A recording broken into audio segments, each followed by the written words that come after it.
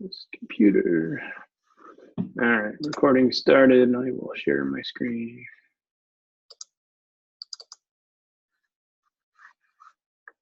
Can everybody see? All right. Yes.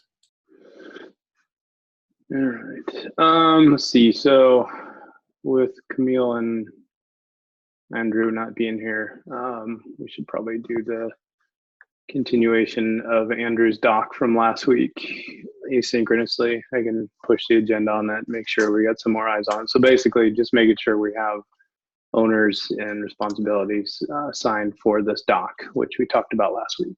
So I will follow up async on that one. Sorry, writing notes. Y'all have to wait while I finish. All right. We have a pretty packed agenda for everything else. So let's see. There were some questions about our deliverables, and largely it's because we have a pretty new team. As Tanya mentioned, Alexi joined 2 weeks ago, and so did Qingyu. So I just wanted to make sure everybody knows what we committed to for 12.1. It's in this GitLab kickoff. It was the, scroll down to memory. For us, it was all the work around enabling Puma by default and some of the testing that's involved there, and also the derailed benchmarks that Qingyu and Alexi are working on right now. So more details in the tickets, but any questions on deliverables for 12.1 for this team? Cool. All right, and then some of our issues are pretty big, like Alexi and Qingyu, you're both working on the same issue, but you have subtasks that you're breaking down from there. So I would recommend whenever you start working on subtasks, maybe break out your own issue that's specific to the one thing that you're working on. The one issue around the derailed benchmarks is pretty big and pretty comprehensive. So if you and Qingyu or you and whoever else on the team are starting to kind of diverge or working on specific portions of the issue, I would just recommend creating a smaller one. So it's very specific to what we're working on. Yeah, it's a bit complicated because my issue, like this derailed benchmark, involves a lot of discussions, and we talked with Camille, and he decided that we are not ready to close it, even though we have one pull request merged. Right. He decided that maybe we should keep it in a single issue. So I guess we could discuss it on a team call with Camille, how he sees this. Yep. The construction of the issue. Yep. Yeah. Maybe I'll spin up a doc or something so we can talk about async, because getting us all on one call is gonna be hard. Let's see. And then I've set up a template for scheduling. I copied it from another team on scheduling for 12.2, what we're going to deliver there. Working with product management. Eric is super overloaded, so it's going to largely be up to me and our team to figure out what we're going to commit to for 12.2. I would imagine it's going to be a continuation of a lot of the things we're working on now. And we'll, yeah. And then for those, especially for the new folks, if you haven't seen the development timeline, what all the dates and milestones are, I added a link here so we'd know. I mean, ideally, Eric and I would be planning 12.2 as 12.1 kicked off, but again, I just started a little over 3 weeks ago, so I wasn't even here to start planning this stuff out. So we'll get in a better cadence here once we're all settled in. Let's see, I got our async retrospective set up. So the first one will be interesting since most of us were not here for portions of 12.1, but we can certainly give our input. And I wanted to make sure everyone on the team has access to the issue. So let me know if you don't, and I'll figure out what I need to do to fix that. And then, so any questions on that section? Just basically covering our deliverables for the upcoming week or two. Cool. All right. More specific to the memory team. So we have a couple time-sensitive topics. When I first wrote this agenda item, we didn't have deadlines for fast boot's at the bottom. So open Zoom channel, that was an idea that was thrown out last week. We talked about as a team, just setting scheduled open Zoom channels for the memory team to cover all of our time zones. Details are in the issue. Get some feedback by the end of the week, and then I will schedule them based on feedback. Sounds like everybody's in support of it. Just there's some questions about timing, when it's going to work for everybody. Camille was going to schedule an alternating meeting time for this meeting in Europe and Australia friendly time zones. I think right now the 101 and 102 meetings are covering everything we need there. So we'll look to next week to get those scheduled. And then Fast Boot, the proposal timeline was changed or revised earlier this week. So we have to get our proposal in by the 31st. The issue is linked there. Get your ideas in, whether you, part of it's whether you think it's a good idea or bad idea. Is the timing work, especially since we're still building out the memory team right now. Ideas on location. I noted in the issue that Europe's going to be the most likely destination, somewhere in Europe, from miles traveled and I guess ease of travel for visas. So it'd be easier for everyone to get to somewhere in Europe. So time, destination, what are our goals, whether it's a good idea now or should we push it off later until we have more folks onboarded into the team. Any questions on any of those? All right. Sorry, Sanan, I'll get you access. Let's see. General updates. So been working on a lot of templates for the team. We got the memory team subgroup created. I don't know how many folks have taken a look at that, but it's a place we can create our own issues, and we have some templates that are created in there. Let's see. Scheduling is one of them. So scheduling for the upcoming release. Onboarding template for new folks as they join. I will likely copy over some of the other general templates that are in the GitLab org. So like bug templates and some other templates, so we can start using those and make sure we're consistent. Create a default template from the GitLab org. So whenever you create a new issue in our team, it'll have the general structure and outline that you need to make sure you cover everything in the created issues. Let's see. Yeah, here's the repository for all the other issue templates. So is Mech on the line? You're up next. Cool, thank you. This came up with my camera is not on. This came up with my coffee chat with Stan, where there are performance issues popping up everywhere in different teams. And Stan was suggesting that maybe to make people more aware of the challenges we're facing, we should highlight and publish the hotspots that we fix for each release, for each week. And I'm experimenting with this team first because I think we're hitting the ground running with memory, and performance is our main goal. So yeah, like in the weekend review, maybe we could publish like what we fixed this week in terms of performance, or if there are no fixes, then maybe you could highlight these are like the challenges we're tackling right now. So just putting it out there. I'll let Craig drive the direction here, but visibility to other teams would be great. And if it works well, we could probably do the same for other areas as well, because there are performance issues in plan, create, and all that stuff. Yeah, I was just looking at the weekend review. Maybe we just put in a placeholder in there, so we don't forget to add that in every week.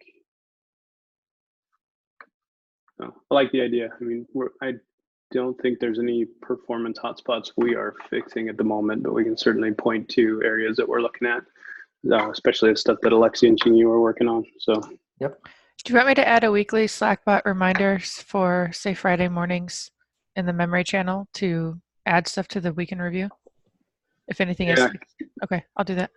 Maybe do it Thursday, because that'll be Chingyu's Friday, in case there's anything he wants to add. So Thursday, end of day US, and that'll cover Friday for Chingyu and cover Europe folks as well, Europe and Russia.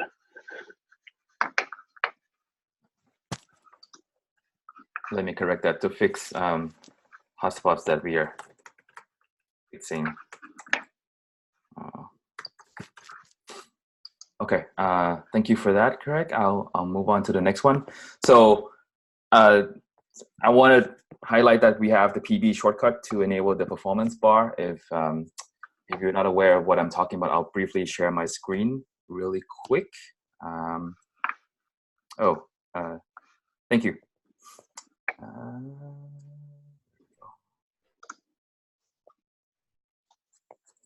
So if you hit the shortcut PB, the performance bar is there. And the cool thing about this is when you click the response time, it will actually show you what queries is taking long for that specific link. It's been really helpful, and Stan, Camille, kudos to them. I think they're using this to debug, and I think that they've contributed in building this as well. So wanted to socialize. Actually, I'm trying to do it for every groups as well, because this enables everybody to debug if they hit a performance snag. And this is going to be part of the core tooling for this team. This shows you all the calls, all the SQL queries that's taking long. I think this is like 4.4 milliseconds and whatnot. You can scroll to all the stack. So it's there for us to use. Please use it, and we would like to see more adoption of the tool. Yeah, and excuse me. And Camille said, yes, definitely. I think we should capture it there as part of your training. Wait, is Camille here? Camille is not. Yes, I would add my comment there. Yes, great idea. So, and right below that, I linked in the Memory 102 video from the memory team. I think it was Wednesday, my day, Wednesday, Thursday for Qingyu, where he does go over that at about 2 minutes into the video. He shows the performance bar, and they actually go through a real live performance issue and fix it and submit a merge request at the end. So that was great. All right, Sanad, you're up next. Yep. So we are about to add success conditions to the load test. Up until now, we did not have any condition that would cause the load test to pass or fail.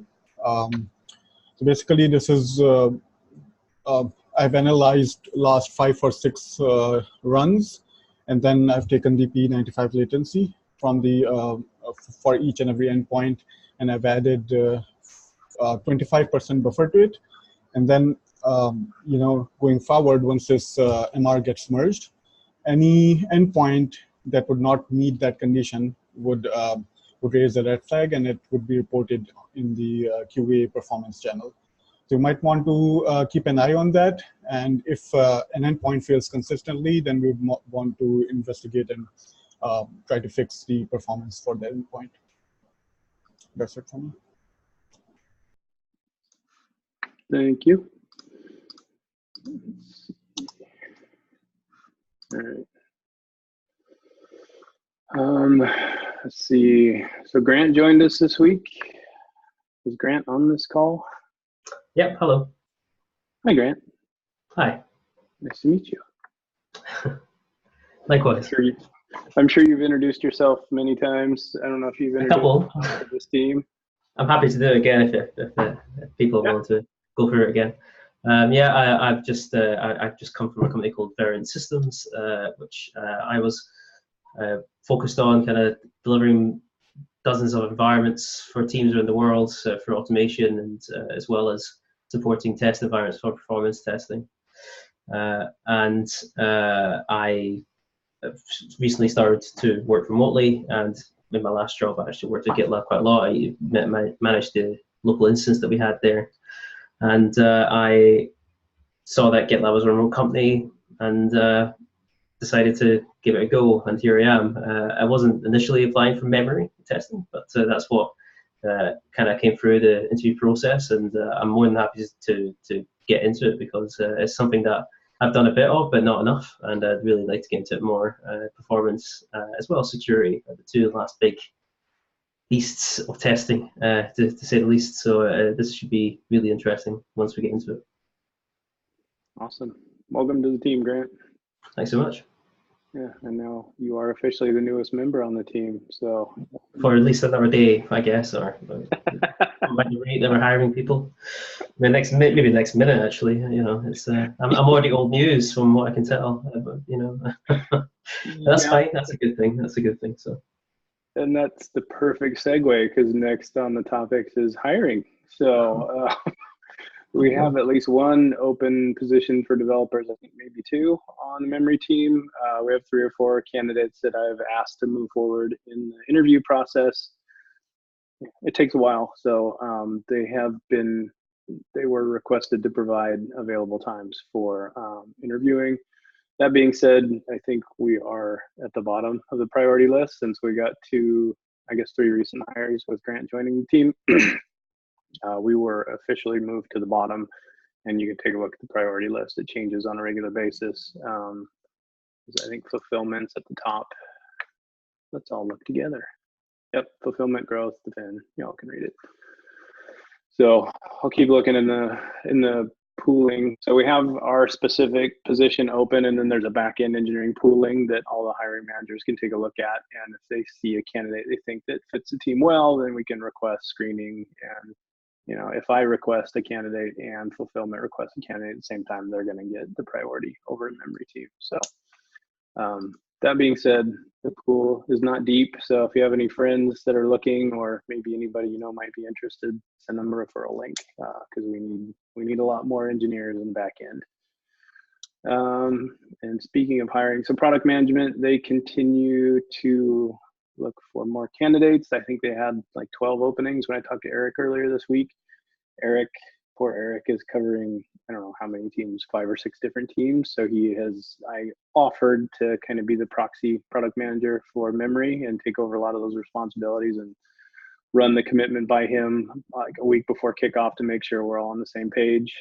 So I own it, but I will make sure the memory team's involved because I'm still learning to make sure we're working on the right things. But until we get a product manager in, that's how we're going to function going forward. There is one promising candidate that's going to be moving through the interview process soon. So if you know any product managers, send them our way. That's it. I did not think we were going to get through the whole agenda today.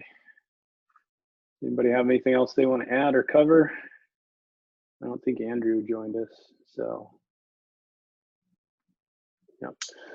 All right, I will send a note about Andrew's doc to make sure we have that all covered. And if we don't get it covered, maybe we'll cover it next week in our weekly meeting. But if there's nothing else, everybody can have some time back. Thank you.